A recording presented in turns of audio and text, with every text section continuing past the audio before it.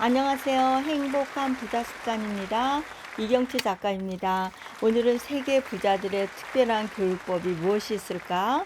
한번 살펴보면서 부자들은 왜 신문 배달을 했을까? 예, 궁금하죠? 네. 영국의 철학자 허버트 스펜서는요, 부유한 자들이 부유한 것은 그들이 가진 고도의 적응 능력이 있기 때문이라고 했습니다. 아마 어릴 때부터 그런 습관이 몸에 배서 그런 것 같습니다. 세계적인 부자는 어려서부터 어떤 교육을 받았을까요? 훌륭한 리더는 대부분 10대 이전부터 그런 10대의 가치관이 남다르다고 합니다. 될성 부린 나무는 떡잎부터 알아본다고 했죠. 그렇다면 세계 부자들은 이미 이른 나이에 큰 나무의 자질을 가졌을까요? 어떤 교육을 남다르게 받았을까요? 궁금합니다. 나무 그늘을 이용하려면 30년 전부터 나무를 심어야죠. 그러면 그 나무가 자라서 숲이 이루고 그늘을 만들어 줍니다.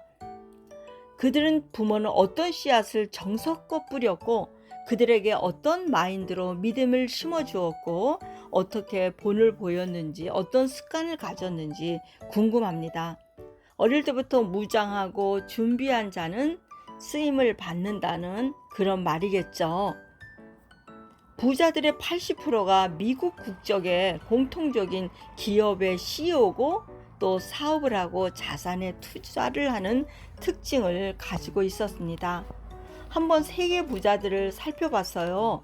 올해가 1위가 베르나드 아르노라고 프랑스의 루이비통 디오르를 또 만든 그런 명품 브랜드의 CEO죠.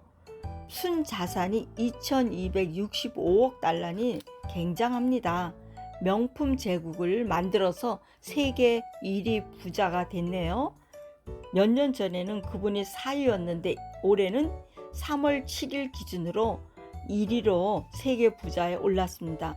2위는 일론 머스크라고 미국의 순자산 1932억 달러로 전기차, 모두가 아는 테슬라를 만들고 우주 탐사의 회사와 또 그런 것을 혁신적인 기술과 사업으로 빠르게 부를 축적한 CEO죠. 남들이 가지 못한 그런 생각과 창의성과 생각을 많이 가지고 있는 것 같습니다. 그 다음에 3위는 아마존 창업자 제프 베이조스라고 합니다. 그는 미국의 1952억 달러를 순자산 가지고 있고 온라인 쇼핑몰 아마존을 창립해서 전 세계 전자상거래 시장을 선도했습니다. 이런 것을 또 본받아서 우리나라의 쿠팡을 비롯하여 많은 또 그런 상거래 전자 그런 플랫폼이 있죠. 그 다음에 네 번째로는 마크 저커버그라고 미국의 순자산이 1719억 달러요. 페이스북을 만든 소셜 네트워크의 선두자적인 역할을 한 분이죠. 그 다음에 다섯 번째는 레디 앨리슨이라고 미국의 1381억 달러로 데이터베이스를 소프트웨어에 설립한 그런 오라클 설립자입니다. 꾸준히 성장을 가지고 있습니다. 그 다음에 많이 순서가 바뀌었네요. 6위는 워렌 버핏이라고 미국의 가치 투자 철학으로 성공을 거두고 세계 최고의 투자자로 평가를 받고 있죠. 순자산이 1421억 달러라고 합니다. 그 다음에 여러분이 많이 아는 빌 게이츠가 7위입니다. 미국의 마이크로소프트 공동 창립자죠. 1268억 달러의 순자산을 가지고 있네요. 8위가 스티브 발버라고 미국의 마이크로소프트 전 CEO 회장입니다. 그러니까 빌 게이츠와 마이크로소프트를 성장시킨 그런 분입니다. 9위는 무케시 암바니라고 인도의 사람입니다. 인도의 최대 기업 릴라이언스 그런 회장인데요. 석유, 화학, 통신으로 성공을 이룬 사람입니다. 10위는 내리 페이지라고 미국의 구글 공동 창립자입니다. 1117억 달러입니다. 인터넷으로 사회를 변화시킨 인물이죠. 물론 내년과 또 후년에는 순위가 바뀔지 몰라요. 그러나 부를 이룬 사람들이 공통적으로 계속 부를 이어간다는 것입니다. 그럼 왜 부자들이 신문 배달을 했을까요? 제프리 제이 폭스가 쓴 왜 부자들은 신문 배달을 했을까라는 책에 보면 워렌 버핏, 잭 월치, 월트 디즈니, 샘 월튼 세계적인 부자들은 공통적으로 한때 신문 배달을 했다는 것입니다. 또 미국의 경제 잡지 포스트가 억만장자 400명을 조사한 결과 이들 중 신문 배달을 한 사람들이 많이 있었습니다. 그 밖에는 과거에 주유소에서 세차장 아르바이트, 음식점 서빙 등을 거친 경우가 많아서 모두 다 어릴 때부터 인내와 고난의 훈련, 그런 자기만의 그런 사업을 하기 전에 일을 했던 것을 볼 수 있습니다. 처음에는 이렇게 내세울 것이 없던 사람도 나중에 큰 부자가 될 수 있던 비결이 어려서부터 어려움을 견디고 힘들게 일해서 노동의 가치를 알고 자기가 자본주의에서 일을 해야 된다는 것을 알았기 때문에 그들의 과정에서 사업가 기질을 더 많이 터득했던 것 같습니다. 아마 그런 것들이 어린 시절부터 습관이, 가치관이 남달라서 성공의 요인이 된 것 같습니다. 저도 꿈을 꿔보네요. 우리 아들이 대학교 다닐 때 신문 배달을 새벽에 하고 또 세차장에서 차를 닦고 음식점에서 서빙을 했는데 그런 일이 있을지, 기적이 일어난다면 여러분에게 또 간증하면 좋겠어요. 그들은 어린 나이부터 어려움을 잘 견뎠기 때문에 그렇게 세계적인 부자의 특별한 일이 있었던 것처럼 힘들게 일해서 가치 있게 쓴다는 것을 우리는 볼 수 있습니다. 또 이들이 다음 시간에는 말하겠지만 독서를 많이 한다는 것을 볼 수 있습니다. 모두 다 독서를 많이 해서 부자가 되었다는 그런 말이 많이 있습니다. 마이크로소프트사를 만든 빌 게이츠 부모는 많은 돈은 아이를 창의적이지 못하게 한다면서 용돈을 넉넉하게 주지 않았다고 합니다. 대신에 집안일을 시키고 그 대가로 용돈을 주었다고 합니다. 빌 게이츠 부모의 말에 의하면은 빌은 똑똑하고 호기심이 많은 아이였어요.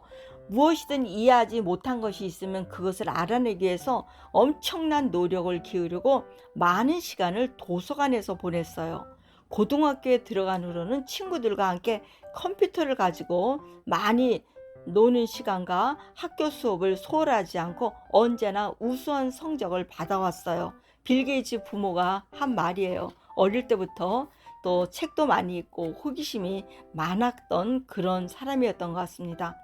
그런 학생 시절부터 빌 게이츠는 컴퓨터가 이 세상을 혁명적으로 변화시킨다는 것을 예상했는지 모르겠습니다.